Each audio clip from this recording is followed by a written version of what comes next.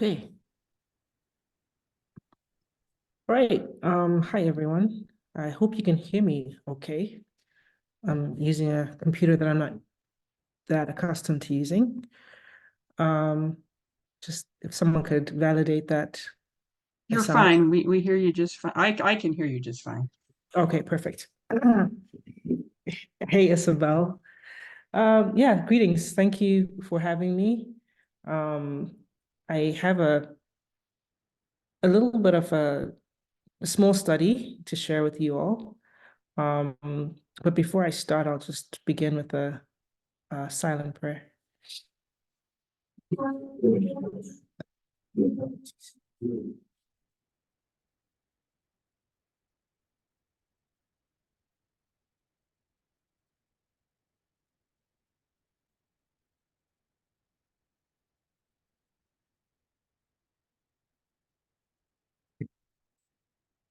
Um, right. So to get us started, I'm not I'm not a very technical speaker, so um I'm not gonna probably share in a way that seems like really technically savvy.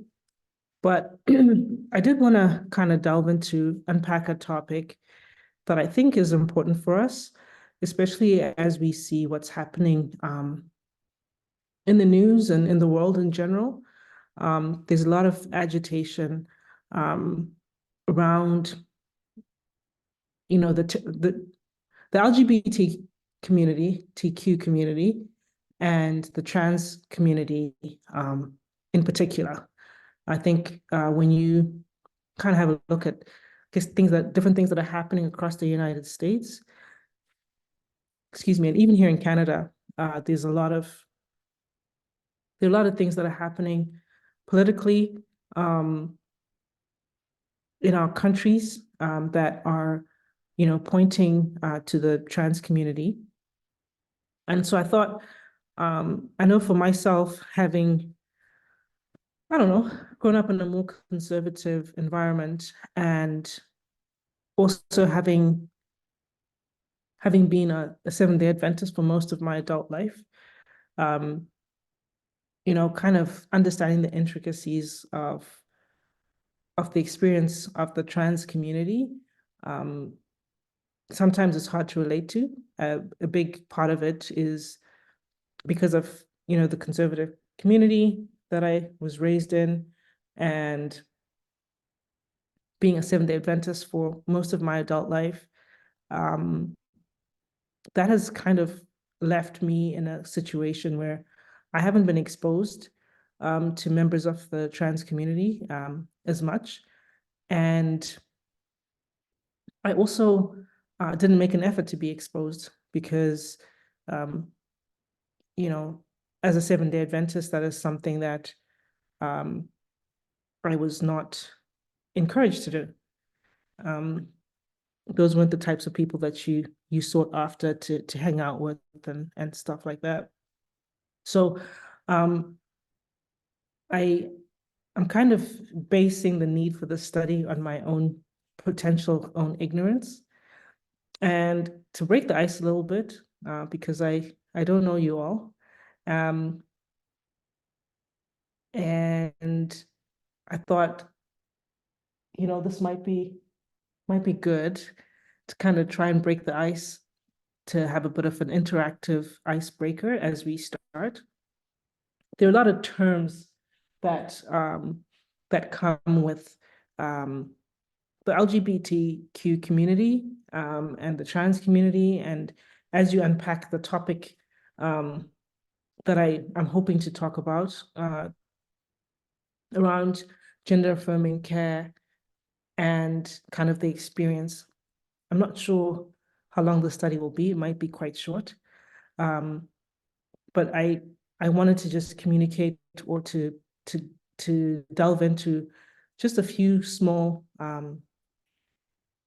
topics or points rather. So to get us started, as our little icebreaker, um, I'm gonna kind of go through a few terms I've written on the board here. don't know how. Just give me a sec.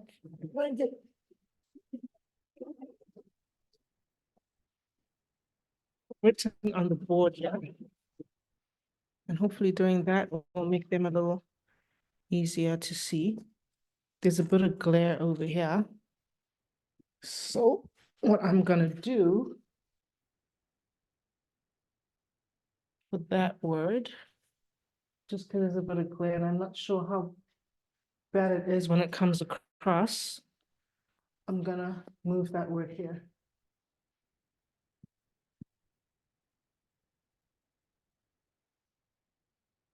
All right, so we're gonna delve into our, do the words look like they're back to front? I don't know. I hope you can read them. So the first word, and it's gonna be a bit of a pop quiz. The first word, I guess I want to hear from you folks. If you were to define it in your own words, that's the name of the game. Define it in your own words. We'll have a little discussion to see where we all land on how we understand these terms. So the first term is supposedly an easy term or an easy word, sex. How do we define the word sex? Not the act, not the verb sex, sex the noun. Whether you're born male or female. Yeah. Do you want to use more words than that? XX or XY or Yeah. any variation thereof. Yeah. So sex essentially is biology. So I like how Alyssa put it, XX or XY. So it's a biological term that that tells people or communicates what chromosomes you're made up of. If you've got XX or if you've got XY. It's a biological. Sorry to interrupt you, Sakai, but I want to Yeah. emphasize that there's more than just those two genders. Like there can be, this is where Yep. interest comes in. So it's more Yeah. complicated than just the basic. Yes. This is correct. But you said gender, but gender is not the same thing as sex. You're right. I was thinking the biology and saying gender. Good call. Good correction. Yeah, and I still agree that there is more than one sex, more than two sexes. So you can be male, you can be female, and you can also be intersex. So, but I guess the thing that I wanted to kind of go down to is that sex it's biology. It's something that I want to say it's how you're born. It's the genetic, I don't even want to say genetic makeup, but I'm going to just reference the kind of concise definition. So sex refers to a person's biological status and is typically assigned at birth, usually on the basis of external anatomy, which isn't always correct. Because if you're intersex, you could have, like female looking genitalia, but have testicles inside. And vice versa. So sex is typically categorized as male, female, or intersex. Okay, right, good job. Let's try the next one that I had, which Alyssa already has said. Gender. What is, how in your own words, the word gender? Gender is a noun as well.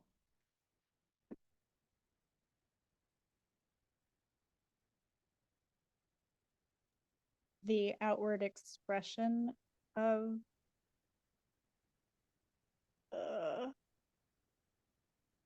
one's understanding of their sexual inclinations. I don't know if that's what I would call gender would be, but you're kind of getting close. Does someone else want to give it a try? What about choice. Choice. Again, Or preference. no, it's still not what I'm No? looking for. But you're in the kind of like you're close. You're very close. How you I'm not- identify? What was that, Kathy? How you identify? That's close. Someone else. I don't think that it has anything to do with somebody making a choice or anything like that. It's just it's the innate way that you were wired when you were born. Amen. Okay, so I'm gonna kind of throw a bit of a curveball on at least this definition that I found, and I'm happy to be corrected. Would be kind of how I see gender. And I like the answers that everyone gave because I think before my mind started to open on these topics and become a bit more broad. What gender is, I think you're all kind of right in a way.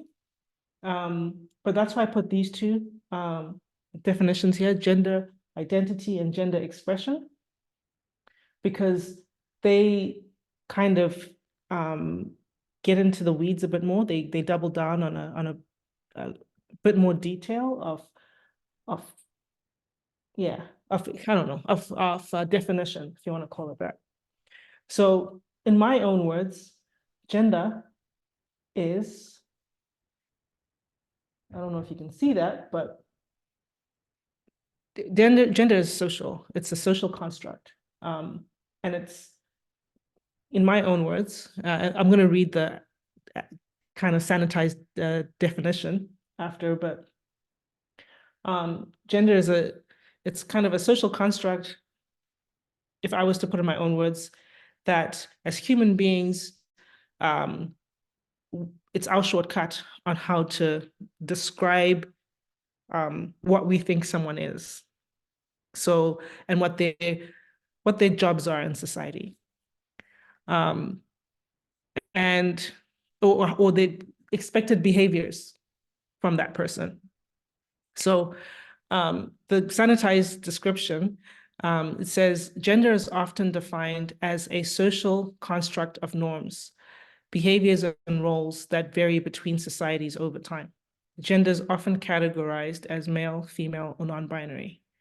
So I'm not talking about, when I'm using the word gender, it's a noun. I am talking about it from the perspective of what does the word gender describe? And gender describes a kind of a social construct or the social norms and behaviors. I just like the way that I put it there, and I'm happy if someone disagrees with or has a different thought on what I've just said. Or is everyone happy with that definition? I'm happy. Okay. All right. So some of you have already touched on this. I have a question. Yeah, go ahead, Bob. When gender, doesn't that, if it's a social construct, and then you look at society culturally and all over the globe, doesn't it kind of pigeonhole people into a binary? You mean, doesn't gender, the social construct, doesn't it pigeonhole people into a binary? Is that what you're asking? Does it pigeonhole them to either be male or female, and or to fit into the behaviors that are associated with male and female? Yeah, that's how I understand gender, or part of I would say the implications of how we've described gender or categorized gender in society. And up until, I guess, I don't want to say recent times, but that's, I guess, part of the struggle that society has had with people that don't fall in the binary, because they don't have a name for it.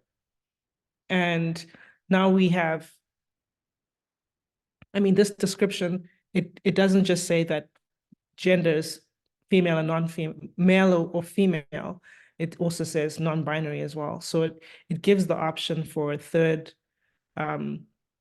iteration, or not iteration is the wrong word, a third option, that it's not forcing you to be male or female. You can also be non-binary, which I think I have lots of thoughts around that. And I have lots of thoughts around gender, but I don't want to get distracted, because I could go on just on my personal thoughts about gender. But if it's okay, I mean, that was a good question, Bob. I don't know if I answered it, but I am going to move on. It's a good food for thought. Maybe the three of you after this, Penny, Bob, and Mavis, will have some robust discussions around that question. All right, so the next one that I want to go through is gender identity. Gender identity, how would we, in your own words, describe that? It's now become kind of, I feel like some of the answers we got for the last one addressed gender identity. What you believe yourself to be. They say how you identify, either as a male or a female or asexual or neither, gender neutral. Mm-hmm. Yeah, I think that was, I don't know if we need anyone else to answer that one. I think you did well there, Linda. Is it I don't just how you identify yourself, or how the society perceives you to be also? How when somebody sees you, how you present, how they identify you based on the cultural norms or traditional norms? I think gender identity would be more of what Linda said. So it would be something that's internal. So how you self-identify. My gender identity is X or Y. I will read the sanitized version of the description, of the definition. So that would be gender identity is one's own internal sense of self, and their gender, I'm gonna start again. Gender identity is one's own internal sense of self and their gender, whether that is man, woman, neither, or both. Unlike gender expression, gender identity is not outwardly visible to others. So it's, you could identify as a woman and everyone in society thinks you're a man. For most people, gender identity aligns with the sex assigned at birth. The this is quoting the American Psychological Association. For transgender people, their gender identity differs in varying degrees from the sex that's assigned at birth. So for a trans person, and now we're starting to kind of touch on the topic that I want to kind of, look at today a little bit, is that for a trans person, their gender identity before they transition, it differs to what they were told they were at birth. So at birth, they came out, they had male genitalia, and they said, well, your sex is male, so your gender must be male, you must be a boy. But as that person evolves and gets, a sense of their self, that person is able to say, hang on, my gender identity, who I am, I believe that I'm a woman. And so at that point, their identity, it ceases to align with the sex that they were assigned at birth, or the gender they were assigned at birth. And then that's when that individual, should the resources be, their situation allow for it, they can go down that path to align those two, the gender identity and I guess we're going to go to the next word because I want to use it, but I can't use it until we've had a chat about it. So the next word is gender expression. So I think this one, after we've done all of these ones, the first two, this one it's probably going to be kind of an easy one for you to express in your own words. So gender expression in your own words, how would you define that? Is that how you publicly express yourself to the world? Yeah. Absolutely. So that's, again, I'll read the description or the definition here. It says gender expression is how a person presents their gender outwardly through behavior, clothing, voice, or other perceived characteristics. Society defines these cues as masculine or feminine, although what is considered masculine or feminine changes over time and varies by culture. So there's a lot to unpack just in that one. Around, I guess that it triggers some of my thoughts around gender and how I think it's just, I personally just think it's messed up. But that's okay. I'm gonna try to stay on topic and not go meander into my own rants about how I feel about some of these things. All right, so we're kind of getting to a place where we've talked about gender identity, gender expression. And I think that's these, understanding these three, especially, and sex as well, understanding these three kind of starts to build a little foundation for us to be able to understand. I want to say understand or understand a little bit more, because I don't think we'll ever fully understand the experience of a transgender individual.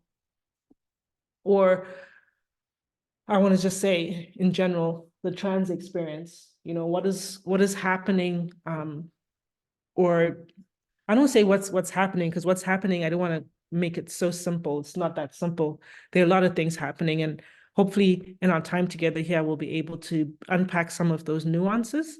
But we'll see how we get on, okay? So the next word that I want to look at is transgender. And I might have given it away already, but I'd like to still hear from the group here. How would you describe that in your own words?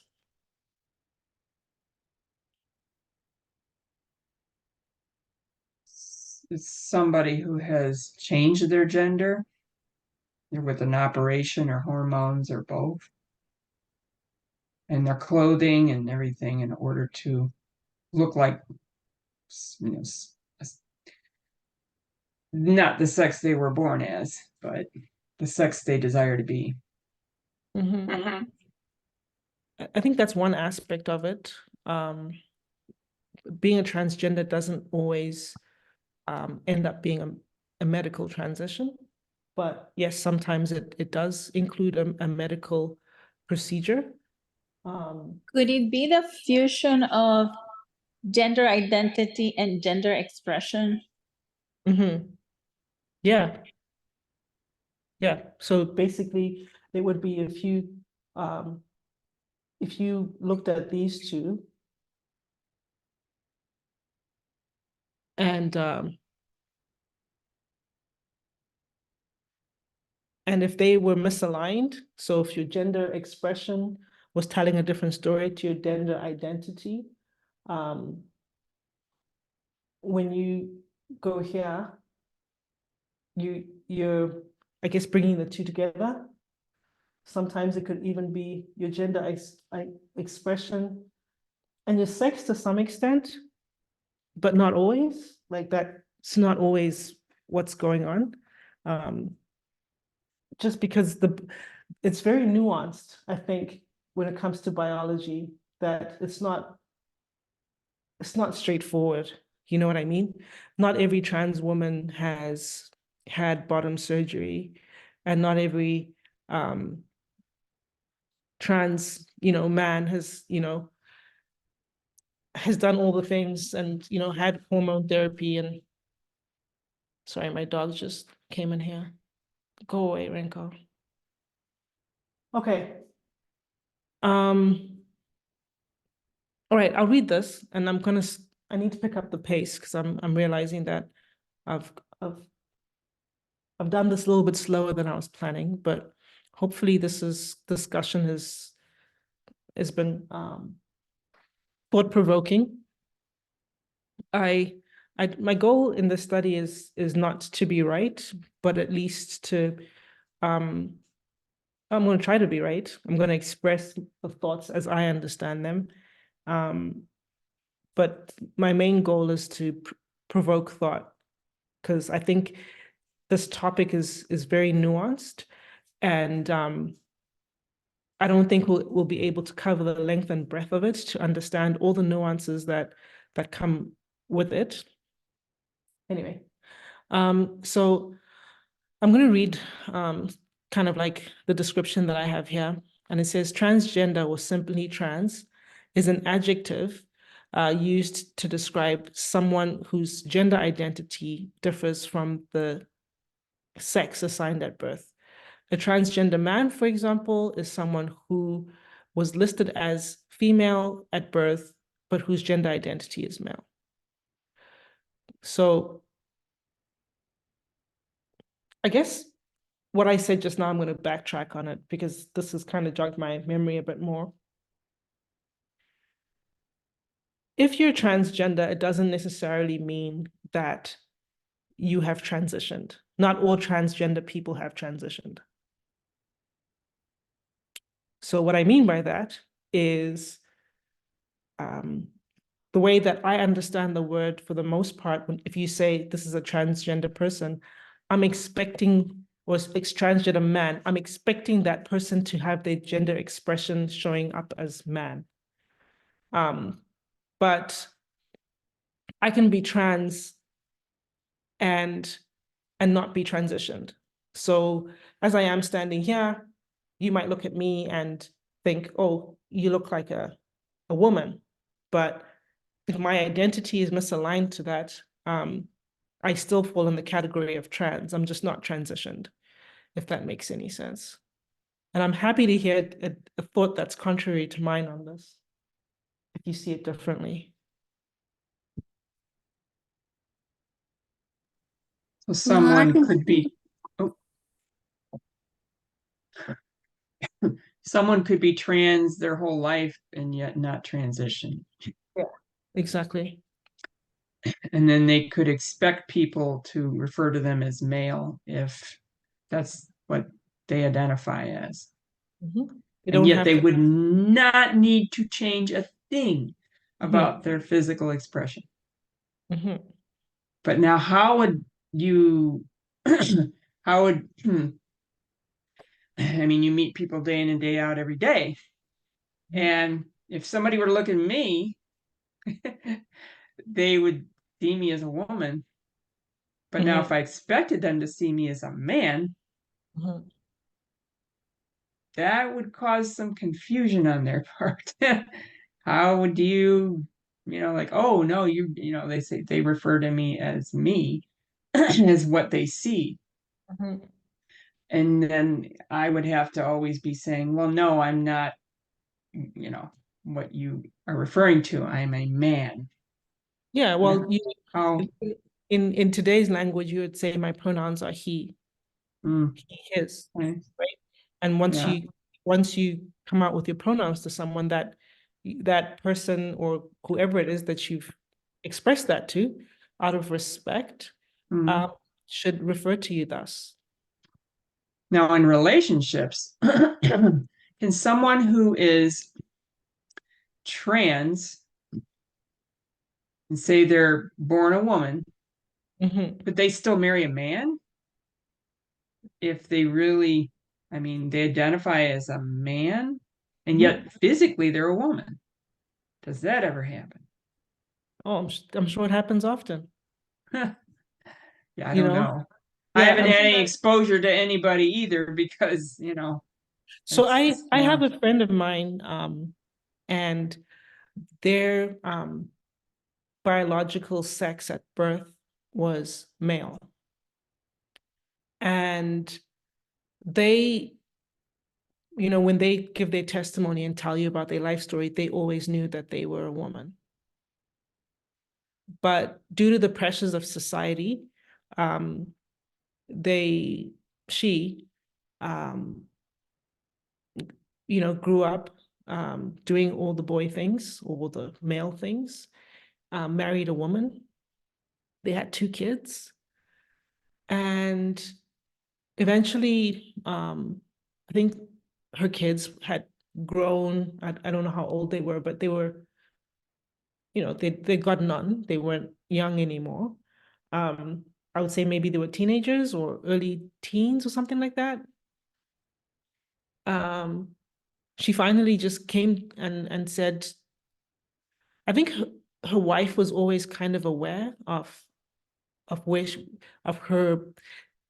I think her wife was always aware that her partner was queer, and eventually, she came out and said, "Hey, I'm not okay continuing to live this way, and not as my genuine self. I want my gender expression to match my gender identity." And at that time, she, Alyssa, you know who I'm talking about. You came to that presentation a couple of years ago now, that I hosted online, and she was giving a professional talk. Yes, I remember. Yeah. Anyway, and after a bit, she couldn't do it anymore, and she wanted her gender expression to match her gender identity, and so she went through the transition. But she was always a transgender woman.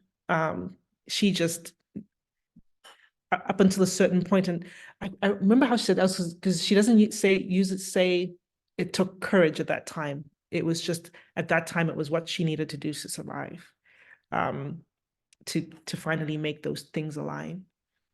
So I don't know if I'm answering your question, but I'm kind of just giving you a story that's an example of someone that was a transgender woman, but lived. I'm pretty sure by the time I met her, she had lived majority of her life as a man, and I don't think she was 10 years into her gender expression being female.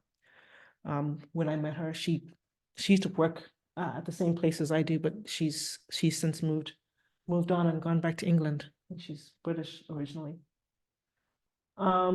Sakai. Yes, Alyssa. So isn't this the kind of delineating the problem with gender? Mhm. We keep trying to think, okay, well, if a man who was born a woman and is married to a woman, or what Linda brought up of a woman becoming a man but being married to a man, what's wrong with any of that? Nothing.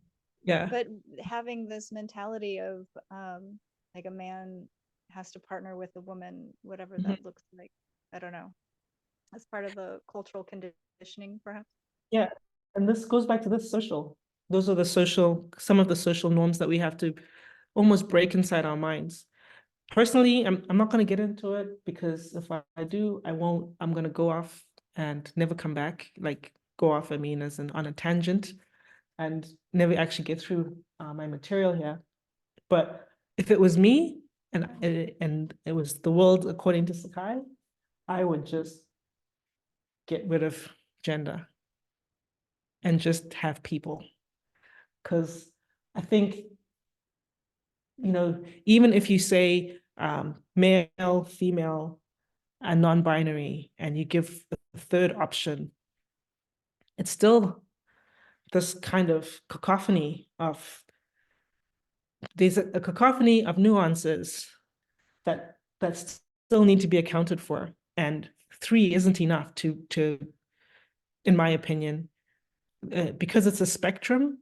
There's just, anyway, I just think that gender should just be gotten rid of. But that's not why we're here today. I'm not going to go on that tangent. All right. So I'm going to skip non-binary for now, just because I want to get on, and I know that I'm going really slowly, and I'm starting to see that I might not even get to the crux of what I want to talk about. I'm assuming that I have an hour. Is that a good assumption? Yes.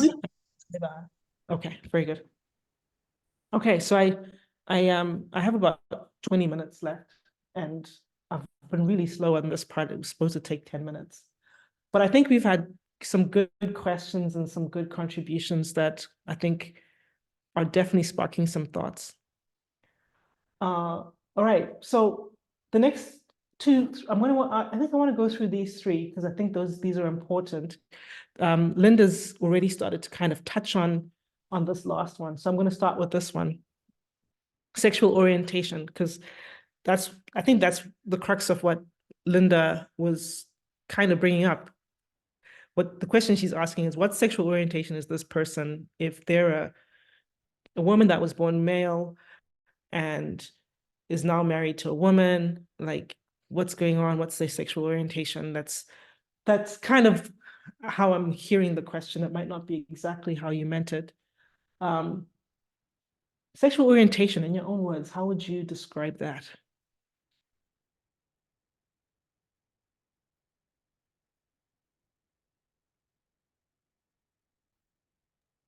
Attraction, Attraction. like who you're attracted to. I'd say that's a good answer. And so this is like a interesting who you're attracted to. I was about to go on a bit of a tangent, but I'm not going to do that because I'm conscious of my time. So I'm just going to read this. Sexual orientation refers to the enduring physical, romantic, and or emotional attraction to members of the same and or other genders, including lesbian, gay, bisexual, and straight orientations. This one covers, it talks about 1, 2, 3, 4 sexual orientations. And I think there's a lot more to that than these few, because it's, again, I believe that this is a spectrum. And because it's a spectrum, I think it's hard to limit it to these 4 combinations. And something that in my reading of all of this, and I forgot what the statistic is, Tabo knows it off the top of his head, and he always says it. I meant to write it down before I came for this presentation, but talking about the trans community, what a tiny percentage of the world's population they are. And you know, it feels sometimes that there's all of this attention happening to such a small percentage. Like, why can't you just let them get on with their lives? You know, like, they're not anywhere close to the majority or even half the world's population. But I don't know, society is weird. I don't know where I was going with that. Anyway, so gender transition, what is that? We've already kind of touched it, I think. So happy for one person to let me know what you, in your own words, how would you describe that?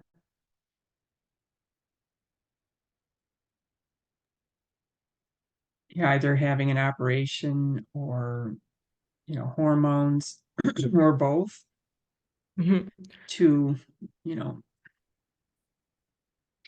finish becoming what you believe you are. Yeah. To completely. So that is definitely part of it. So gender transition, I oftentimes when, at least for me, when I've heard the word in the past, when I hear the word gender transition, it means to me, this person is gonna get hormones, they're gonna get surgery and all of these things. And gender transition doesn't necessarily mean that. It can include that, but there's several ways that someone can transition. And not everyone goes all the way to gender confirmation surgery. Some people stop somewhere in between. You know, if they're going to have medical interventions, it doesn't always culminate in a surgery. It depends on that individual, what resources they have available to them, what they can afford, and what they want for themselves and in how they decide to express themselves. Sometimes someone's transition will go as far as just changing your pronouns or just updating your legal documents and changing your pronouns. And it might not, need for you to have hormone therapy. I know some people who, as a woman who's a trans, someone who's their gender expression or their sex said that they're female, and they're transitioning to become, well, not transitioning, they are a transgender man, and they want to do some gender confirmation or confirmation interventions. Some folks will just go and have a top surgery and have a double mastectomy, change their pronouns and update their legal documents. And they won't necessarily go on to do hormone therapy or any surgical interventions. So it depends on that person. And, and some folks will go and they'll have the top surgery and then they'll have the mastectomy and hysterectomy. It's like a different combination of all kinds of different things where not every gender transition looks the same. It depends on the person, what they have access to, and what they want for their gender expression. So that's just something to note, is that it doesn't always culminate in a medical intervention. And okay, so the next one that I wanted to touch on is gender dysphoria. Now, this is a word that we haven't really touched on in our discussion today. What would we call gender dysphoria in our own words?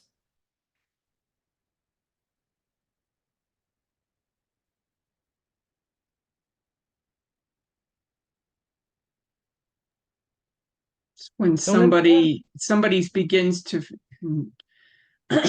recognize that they're not comfortable with what they were born as.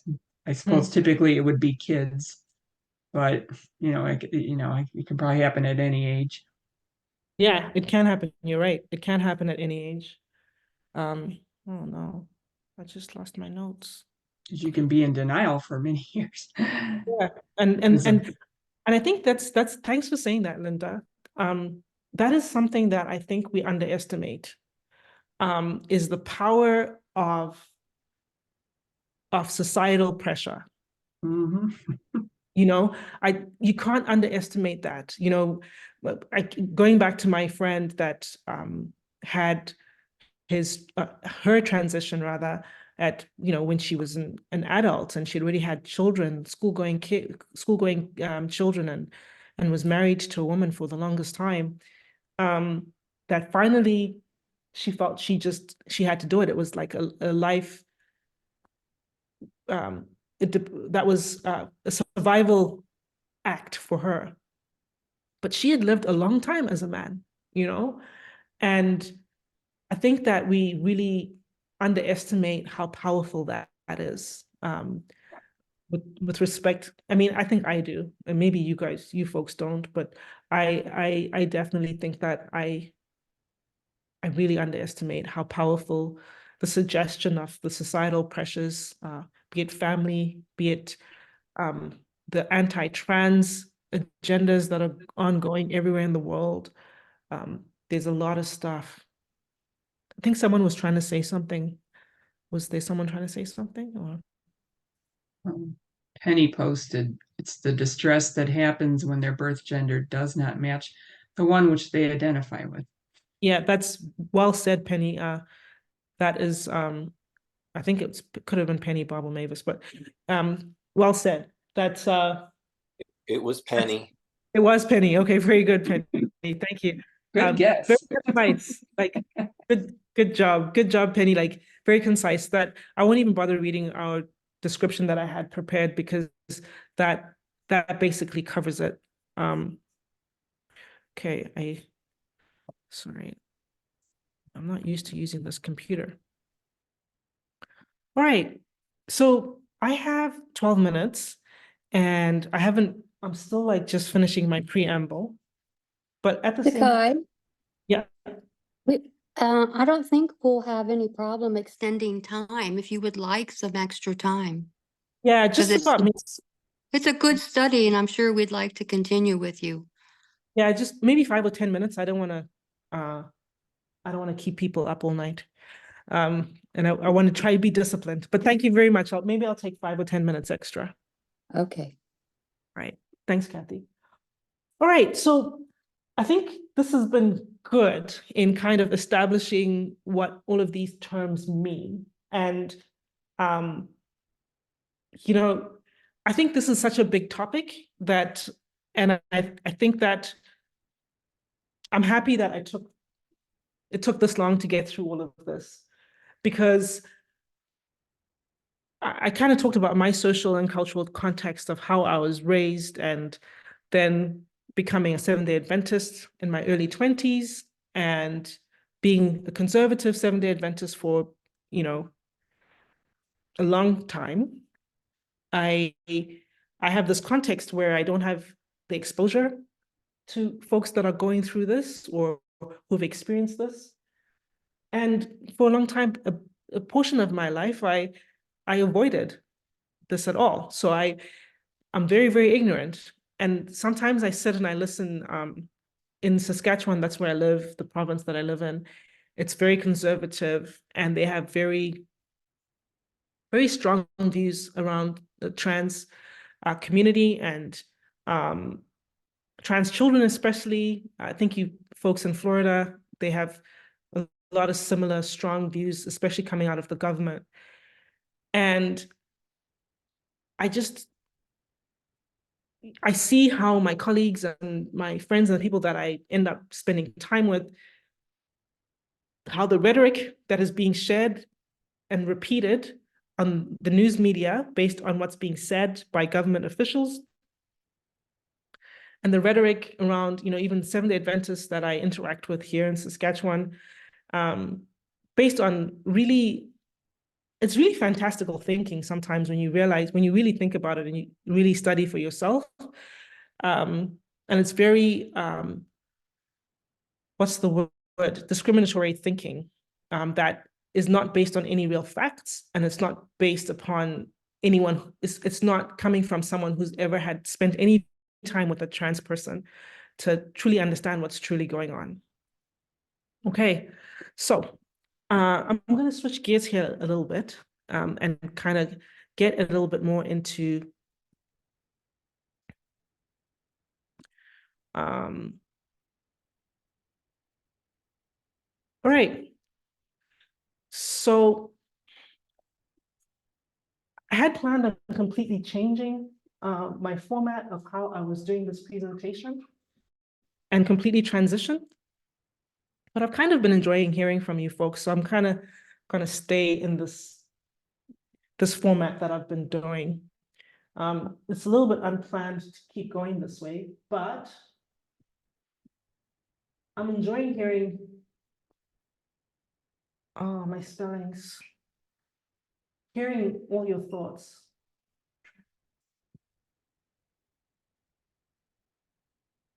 So for the record, I'm an engineer by trade.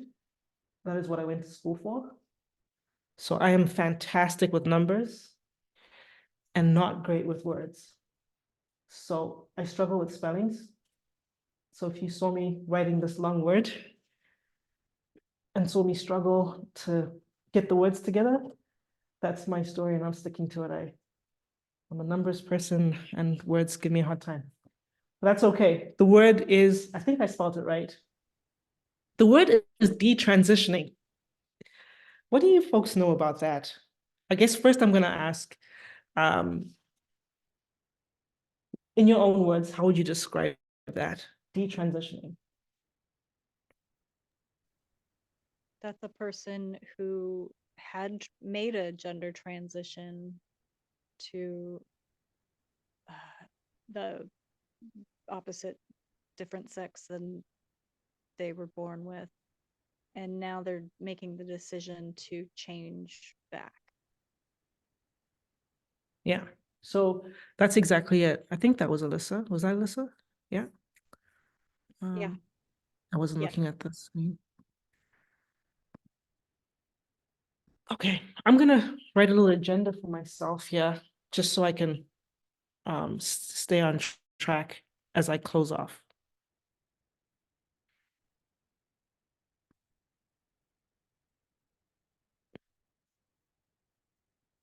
Okay, so detransitioning.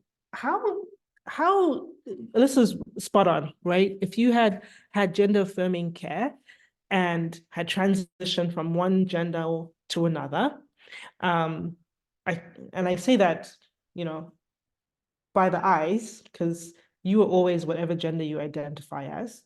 But if you had that gender affirming care, and that's why it's called gender affirming. Gender affirming care, in the language, it's saying you are just affirming what is already established as true.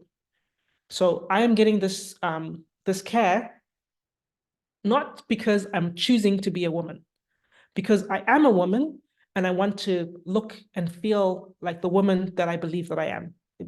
I'm using loose words, but it's not someone choosing to be something that they are not. It's the affirmation. It's medical care that is affirming, or and I made that mistake again, calling it medical care, but it is an act that I'm doing to affirm who I am. And so I'm using those words kind of intentionally in that way, because I want to get a point across. But before I get that point across, I want to finish with this conversation around detransitioning. How, if you were to guess, okay, what do you think is the percentage? Because this is something that I've heard the Republicans say, and I've heard the conservatives here in Saskatchewan say, and even in Alberta, the province beside us, I've heard them say that, and I've heard it from conservative Christians and conservative people ideologies in general. Well, if you allow this child to have hormone blockers or to start to receive gender affirming care prior, when they're still before they become a teenager, if you give them those puberty blockers before they become a teenager, you're going to mess the child up, because the child has no idea who they are and they're not old enough to make that decision. And when they get old enough, they're going to regret it and they're going to want to detransition. So and that's a rhetoric, I'm sure you folks have heard it. I know I've heard that in Florida politics, or when I listen to some of the things that are said, and some of the Republicans that I've kind of heard quoted, I've heard them, maybe not those exact words, but they've expressed that sentiment. So my question to you folks is that this is something that's said very strongly. What percentage would you think? What percentage would you think of people who transition or receive gender affirming care, and the medical type where you have surgery and all the rest of that, what percentage do you think detransition? I think under 5%. Oh, Minuscule. another guess? Minuscule. Minuscule. Yeah, Who was the first person who spoke? I wasn't looking at the screen. I think it That was was me, Penny. Penny. Who? Linda? Penny. Oh, Penny. Penny. Under 5%. So the number that I found, and it says it's quoting 27 studies. The number that I found was less than 1%. Oh, hang on a sec. It's less than 1%. What the number that it said less than 1% express regret.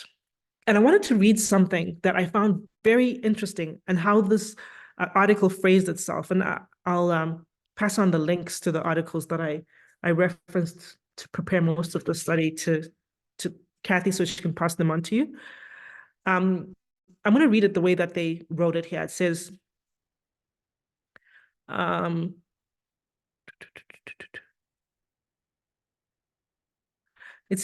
some patients who receive hormone therapy or puberty blockers may decide to change their medical treatment.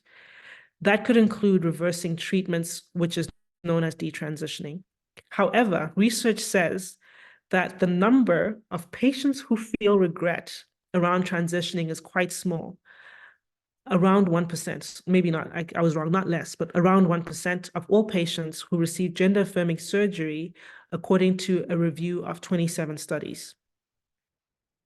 And then an even smaller percent detransition. And one thing that this article highlights is that do not equate detransitioning or reversing of treatment to regret. So what they're saying is that it doesn't always equal regret. I'll read it the way that they said it, but I think it's quite interesting to kind of going back to the comment I made about the power of societal pressure. So it says here, research published in 2021 found that most of the people studied who detransitioned did it because of external pressures, including a lack of family support. Detransitioning or reversing treatment does not always equal regret. So you're not doing, there's a number of people who might end up detransitioning that 1%, but it's not because they regret. It's because of the pressures around them, be it family, society, and all the rest of the hate that the trans community receives, not only from heterosexual cisgender, cisgender, but not only from heterosexual people, but also from members of the gay and lesbian communities. LG and B, lesbians, gays, and bisexuals, they're not always supportive. I've seen some prominent lesbians, I'm trying to remember the names, that are part of the, if you want to call it the queer community, but have a problem with transgender people, which is, I shouldn't say it's wild, but they really end up being in this section of society that receive a lot of hate. Okay, so that's about detransitioning. So I wanted to kind of just, mostly reiterate, because we all have our sphere of influence. We all have our families, we have our friends who might not be part of this movement. We might not be exposed to actual transgender people because of how our social circle is built, but we do find ourselves in these situations where this is something that is happening in real time. I think about my conversations and when I'm around my family and my friends, the topic of the around the trans community or just the LGBTQ community, this stuff comes up a lot. And it comes up a lot because we're bombarded by it in the news, whether you are looking at the right stream, regardless of whatever media source it is, they're talking about it one way or another. And so this comes up in conversation in our social circles. And it's good for us to have a good reason for what we believe when it comes to our support of the trans community. There's some, I'm going to talk a little bit about suicide. And so I guess I'm saying it, and I haven't given, good run up or warning. It's not going to be very long, but I know that the talk of suicide can be triggering. So I'm giving that kind of warning to anyone that might want to take away your attention for a few seconds. But I wanted to talk a little bit about, you know, I loved how Penny put it, and she talked about the distress. I'm gonna quote Penny again here. The distress that happens when their birth gender does not match the one which they identify with. So that distress, when we're talking about statistics of suicide and mental health complications, trans youth are the most likely to attempt suicide or self-harm than our cisgender youth. This was a Canadian article, but it says one Canadian study, for example, found that transgender youth are 5 times more likely to attempt suicide than their cisgender peers. And so, you know, when we're thinking about gender affirming care, it's not just something that someone is doing because they're choosing that they want this other gender. It is life-saving care. And anyway, we could have conversations about why this care is imperative for it to be covered by our health insurance plans, because this not being able to have access to that care is not just detrimental to the mental health of the trans youth, but it increases their likelihood of dying by suicide, which is massive. And so one of the arguments that we hear a lot is, oh, these trans youth, you're going to mess them up in their heads by allowing them to receive gender affirming care. This is what's going to mess them up. And it's actually, when you actually read the data and you look at the studies, you find that no, that's not what's going to mess them up. Not having access to this care is what's going to be more detrimental. And having said that, kids are mean and society is mean. So even when some kids do get this care, the gender affirming care, they're still bullying from their peers, adults, society in general, which still puts them at risk for suicide. You heard Okay. about the trans girl that was killed recently, beaten up in locker or a bathroom at her school. Yeah. So sad. So sad. And their lives are at risk in so many layers and so many levels. So I wanted to just run by this a couple more points before I close. Just to talk a little bit about gender affirming care. And so one thing that I wanted to kind of bring up with you all today, which is something that I kept repeating throughout the study, was what is gender affirming care? So, and, you know, we're always asking ourselves as people who are in this movement, how can I make a difference in my community? And, you know, there's things that we can read up on, you know, we need to learn how to ask or how to determine what someone's pronouns are, what their preferred pronouns are.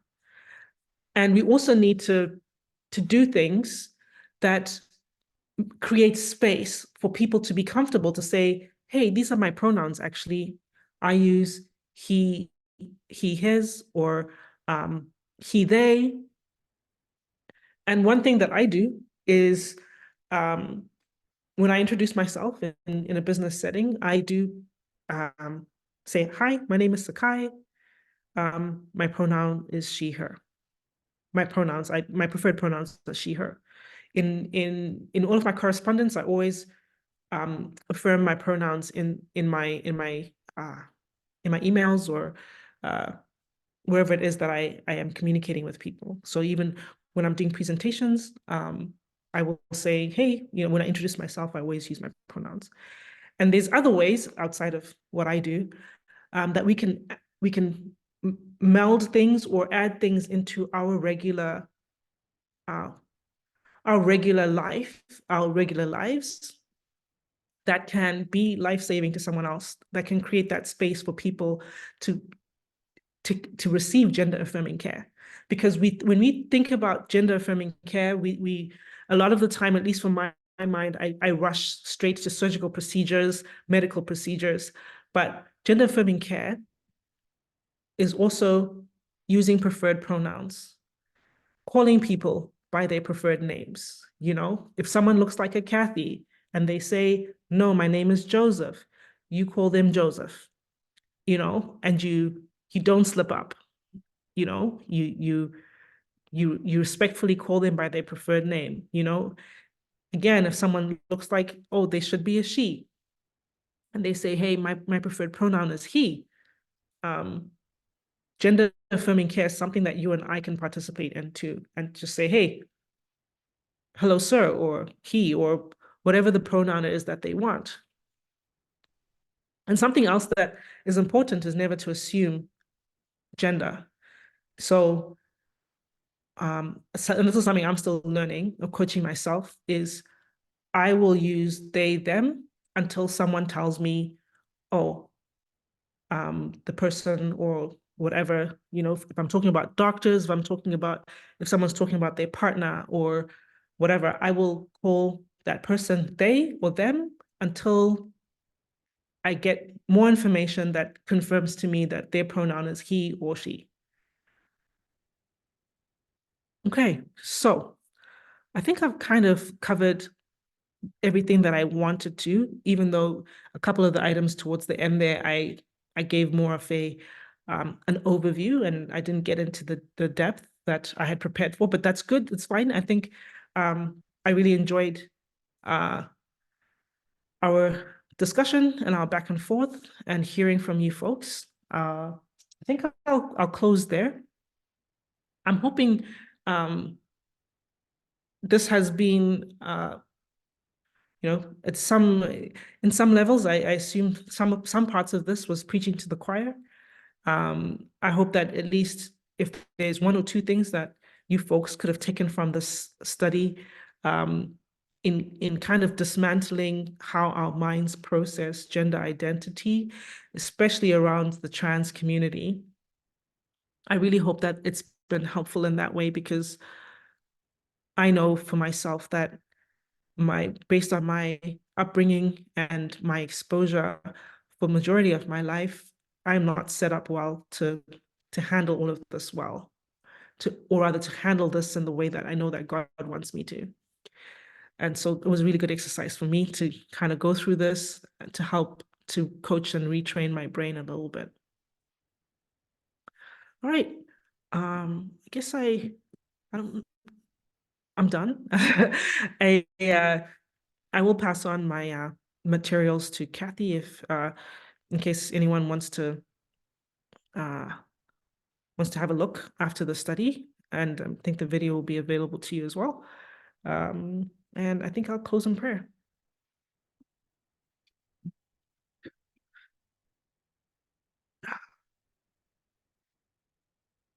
Dear God, thank you for this time that we've had. Thank you for the opening of the Sabbath and another opportunity to rest in you.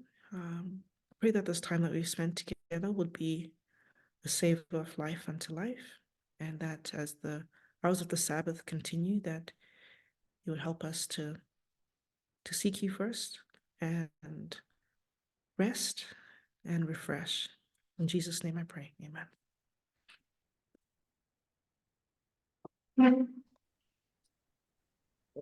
Thank you very much, Sakai. I know I learned a lot and I appreciate your, I can relate to your bubble, conservative Christian bubble. It does make it difficult to be exposed to other people, and I appreciate your sharing that. You're welcome. I really appreciated what you said about using pronouns as gender affirming, because it goes back to the social aspect and how much we all have a responsibility to create a safe environment for the LGBTQ community. And yeah, really good. Thank you so much. You're welcome. Yeah, thank you, Sakai, because that's the practical way. And I've seen in the few opportunities I've had to practice that, how you put that other person at ease, and it's heartwarming when you see the impact that you can have just by acknowledging that. So thank you for encouraging us. Amen.